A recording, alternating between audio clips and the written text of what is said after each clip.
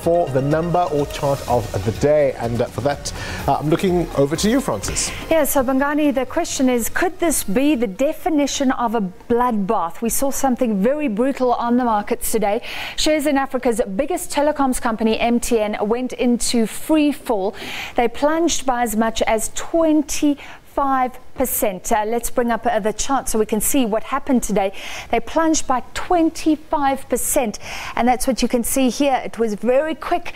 It was very brutal this morning to a 9-year low. At rock bottom, shares touched 80 Rand 61, a level last seen in 2009. And what you see there, that drop coming off a cliff basically, could be the biggest one-day decline on record.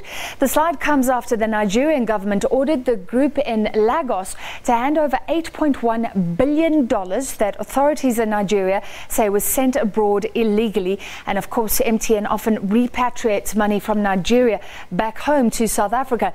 Now, that figure is around 120 billion rand in today's terms. The demand by the central bank is the latest setback for MTN in Nigeria, which is MTN's biggest market. 2 years ago, MTN agreed to pay more than $1 billion to end a dispute over unregistered SIM cards. It's been accused of illegally repatriating money to South Africa before. MTN denies the latest allegations. Well, investors say the losses were huge today. South Africans invested in pension funds that invest in MTN. Also, the beneficiaries of MTN's BEE share scheme have lost out. To discuss, we're joined on the line by the editor of Tech Central. He's been following the story, Duncan Mcleod.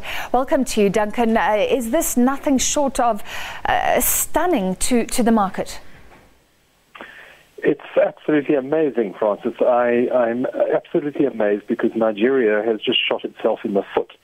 It's a stunningly naive and silly move that is going to chase away foreign investors and could, if they really push this, even result in foreign banks pulling out of that country. It's absolutely remarkable what they've done here. You've got to wonder, why would they do it? I mean, they've already struggled with volatile oil prices. They're talking about courting investors. Why would they do it? Well, that's the big unanswered question, and I haven't been able to get to the bottom of that yet. It's bizarre because the Senate, the lawmakers in Nigeria last year, in effect, cleared MTN of wrongdoing. They conducted an investigation into this issue. And while they found that there were some issues related to procedures in the foreign exchange markets, MTN was effectively cleared by the lawmakers. So it's very strange that the Central Bank of Nigeria has now decided not only to impose fines on some of these banks, I think to an amount of something like $16 million, but also insisting that dividends that have been repatriated out of Nigeria are forced back into the country, which simply isn't going to happen. I guess for lay people, the idea is that MTN should make money in Nigeria and it should pay taxes in Nigeria. It should do everything legally there before it repatriates the rest of the profits. It is allowed to bring profits home. So you're saying there's no evidence that MTN here has behaved very badly again in Nigeria? Not that I have seen in my reading of this and in my talking to various players involved in the situation. My understanding of this is it's got to do with banks allegedly not following the exact letter of the rules when it comes to operating in the Nigerian forex market. As I understand it, it does not go beyond that. This is big for MTN, though. I agree with you that this could have ramifications for Nigeria. But what are the ramifications for MTN? Talk of this being half the market cap, a huge amount the money would have to, that the company would have to pay. I think there are two important points to be made there. The first is that on my reading of it, and again talking to sources around the situation, my understanding of it is that it's the banks that are exposed to this, and the Central Bank of Nigeria is actually asking the banks to pay back this money, not MTN.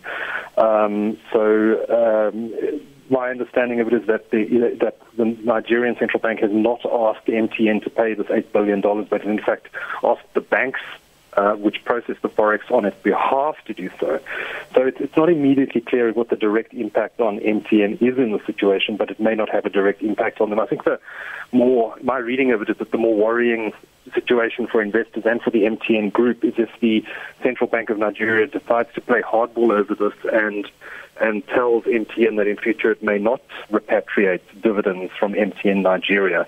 If MTN Group is unable to do that, then it's going to have a definite impact on MTN's dividend policy and possibly even its ability to pay a dividend.